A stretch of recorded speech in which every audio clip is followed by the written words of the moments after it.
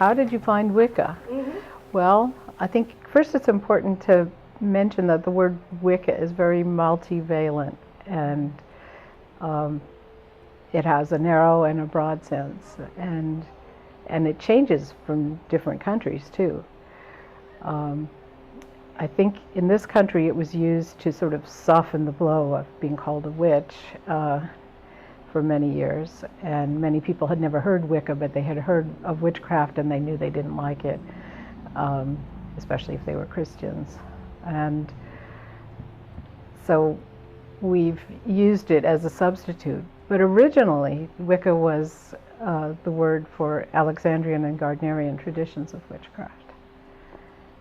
And although it's used in the broader sense now, sometimes Alexandrians and Gardnerians, or what are sometimes called B.T.W, British Traditional Wicca, tend to spell their name with one C rather than two, partly because that's the way Gerald Gardner originally did it, and also to try to make the distinction between the broad and narrower senses of Wicca. There is a group of people who prefer the term witchan instead of Wiccan when they're talking about the broad sense of witchcraft in general, and I like that, but it doesn't seem to have caught on too much yet. Maybe it will in time, especially if I mention it. But how did I find it? I found witchcraft through the feminist movement back in the late 60s. I was going to a women's college, and feminism was something that was very important to not only a lot of the students, but a lot of the women on campus that were alumni and teachers and so on. I was very interested in the rise of goddess consciousness, and many of my friends and I were very curious about witchcraft. And initially I was most drawn to Dianic witchcraft. And I became friends with Morgan McFarland and Mark Roberts down in Texas, who are the founders of the McFarland Dianic line. Over time, I met other pagans. Many of my friends and I were very curious about witchcraft, and initially I was most drawn to Dianic witchcraft. And I became friends with Morgan McFarland and Mark Roberts down in Texas, who are the founders of the McFarland Dianic line. I moved from Massachusetts after I graduated, and I was in graduate school in Oregon. And there I was in Eugene at the University of Oregon studying environmental biology, and I ran into what they're now called Oberon and Morning Glory Zell.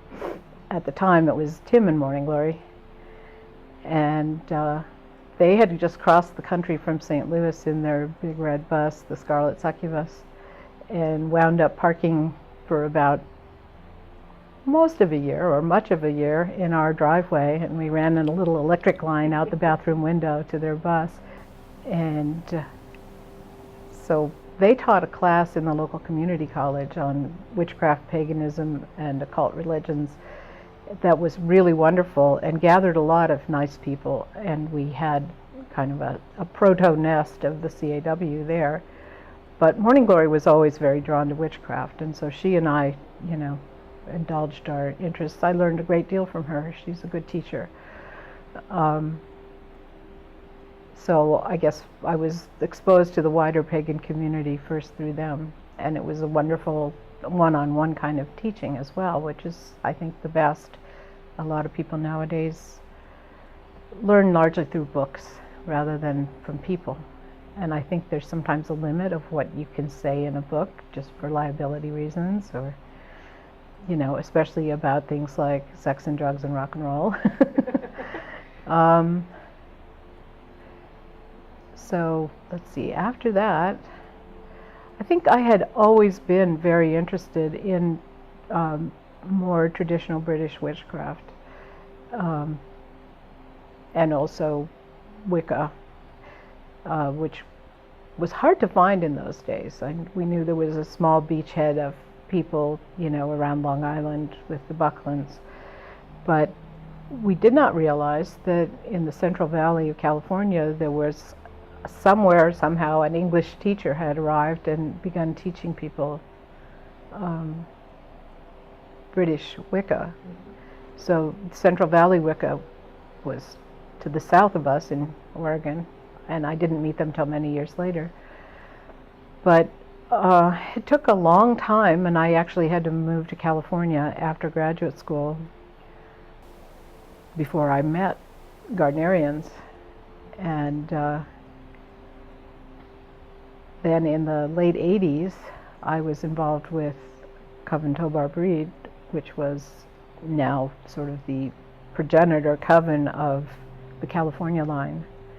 And at the time, in the late 80s, there was a lot of Sturm und Drang about various political issues within Wicca itself. And it wasn't quite yet the rise of what are now called the hard guards, people who are kind of like conservative Christians within witchcraft.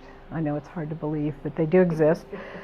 And they're very super concerned about things that didn't seem to matter as much to folks in California. For one thing, in California, our coven was composed of people who had come from several different lineages within American Gardnerianism, so we had several different books of shadows to compare. And whereas back east, people all thought that the book was invariant and there were no variations, and it was pretty much heresy to talk about it or compare them, whereas we were looking at these books and making a comparative study of them. Not only that, it was the rise not only of feminism but of the gay rights movement, and so we felt that, unlike many covens back east, that the genders should be equal in their training and responsibilities within the circle. We didn't feel that a trained, dedicated high priest had any less of a right to draw a circle or work magic in a circle in the Gardnerian tradition than a priestess. And largely based on those things, gender equality, and to some extent the possibility, although we were never involved, I think there's maybe been 2 same-gender initiations, which is in most Gardnerian craft kind of a big no-no. Cross-gender initiation is the normal process. And we've actually tended to stick to that because we don't want to create problems for our initiates when they meet other people. Well, in the late 80s, like around 1988, our writings in the craft publication, The Hidden Path, which was the Gardnerian organ of communication before the internet, had raised a certain amount of controversy.